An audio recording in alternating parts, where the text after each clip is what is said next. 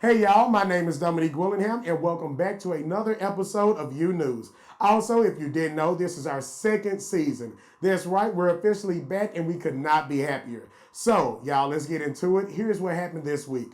On Monday, we had room checks going on and hopefully you all passed because if you didn't, you're nasty. Tuesday, there was nothing to talk about, but Wednesday, the pharmacy school students were trying to keep you healthy by giving out flu shots to those who wanted to stay healthy during the upcoming winter weather. Skipping Thursday because it seemed to be nothing happening. But on everybody's favorite day of the week, our very own President David S. Dockery was launched into space.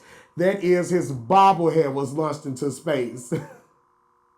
Our very own James Wallington was at the event. We're here at the launch of David S. Dockery's bobblehead into space. There are literally tens of thousands of people here. The world has shown up to this monumental event. Yeah. The capsule that is being launched is the UNews capsule, and David S. Dockery is going to be launched into space 100,000 feet up into the air. 3, 2, 1. Lift off.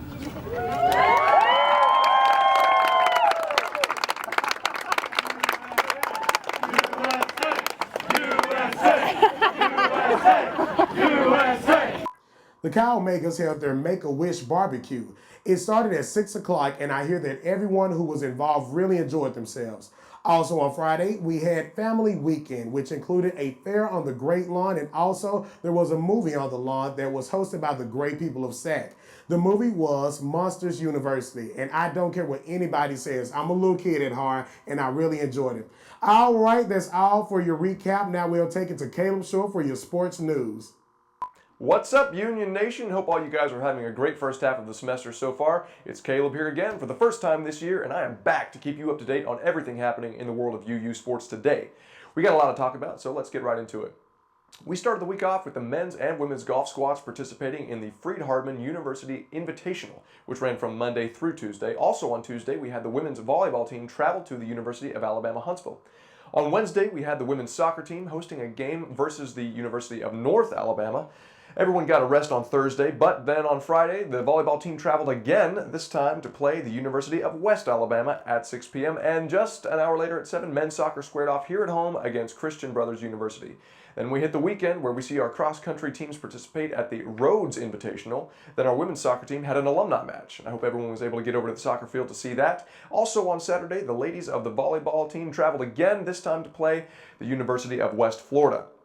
Then we come to Sunday, the last day of the weekend before hitting the books again on Monday, and we prayed in church for our men's soccer team as they traveled to Mississippi to play at Delta State. That's all for the recap. Now let's get into what we have coming up next this week. Monday and Tuesday, see the golf teams play in the Murray State Invitational, so good luck to them. Also on Tuesday, we have our ladies soccer team playing against Asbury University at 3:30. And later that night at 6 p.m., we have the ladies volleyball squad going to play against Trevecca Nazarene University. No sports happening on Wednesday or Thursday, but I bet there will be plenty of intramural games to watch before the volleyball team hosts Lee University at 7. And then at the very same time, our men's soccer team will be playing at the University of Alabama, Huntsville.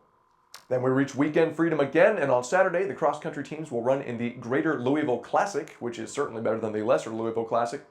And then back here at home, be sure to get over to the gym to see the volleyball team take on Shorter University at 1. Now, something tells me we will do just fine against Shorter. That's all I've got for sports, so let's go over to the green screen with Matt for a look at upcoming events.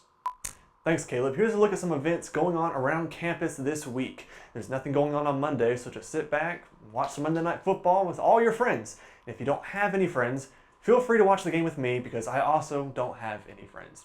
On Tuesday night, there's a history lecture going on in the chapel that starts at 7:15, and there's a whole lot going on Wednesday. You can help keep yourself from getting sick by getting a flu shot in the sub from noon to 3 p.m. And the Ryan Center is kicking off its annual book sale at 1 p.m. in the Grant Center.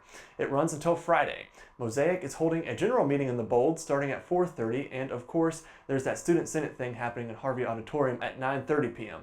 On Thursday night, you can take off those skinny jeans and Toms and put on those Carhartt pants and work boots and actually look like you've worked a day in your life. Res Life is holding its annual Great Outdoors event at 6 p.m. The theater is also opening their production of Magic starting at 7:30 p.m. in the Powell Theater. And if you can't make it to Thursday's show, they're showing it at the same time on Friday and Saturday night.